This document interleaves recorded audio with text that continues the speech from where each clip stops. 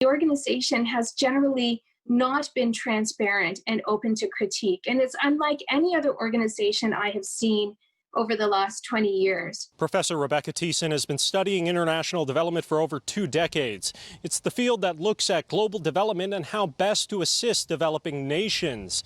The We charity is one of the biggest names in the sector, but Thiessen says the multi-million-dollar group doesn't talk with its professional colleagues, isn't getting feedback or critiques from others in the field, and doesn't answer questions about how it operates. Unless we can begin to open up to these opportunities to learn from scholars and researchers and other practitioners, they're going to continue to make the same mistakes that they've been making. Thiessen is part of a growing cohort of international development workers who are raising pointed questions about what We does. She says she's heard concerns about We for over a decade, but getting answers from the organization is nearly impossible. I've reached out to the organization in the past asking very banal questions like, can you tell me how many students you've sent abroad on your volunteerism trips? Because I've been trying to track, we have no good numbers on this in Canada, how many young people actually go overseas for these kinds of learning opportunities, and getting no response. I was never given any of that information. It was always like, oh, don't worry, like we are doing good work abroad.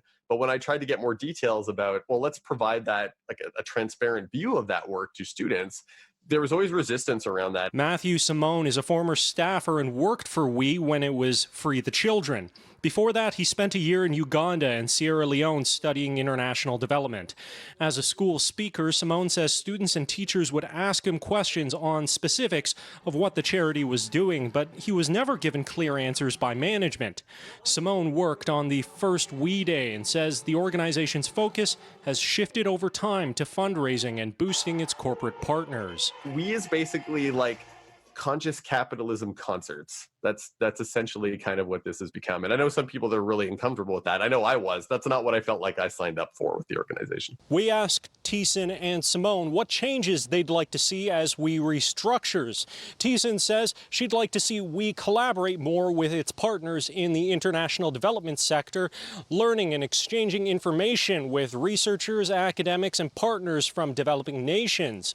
While Simone says he'd like to see We stop taking on corporate partners unless those corporate partners commit to changing how they do business. CityNews reached out to We for comment on this story. In a statement, We says We charity engages within the international development community. Within Canada, we are also a proud and active member of the Ontario Council for International Cooperation and have been for many years. We adds that data is available in its annual transparency report and says it's open to answering research questions, but apologizes if academics haven't been able to get information in the past. On the topic of speakers receiving information, We says if there are participants who did not receive responses to their questions, we are more than happy to follow up with them. We are proud of our model, in which 90% of every dollar raised goes to programming, with 10% going to cover administration costs. We's response to our inquiries are available in their entirety on the CityNews website. In Ottawa, Xiaoli Li, City News.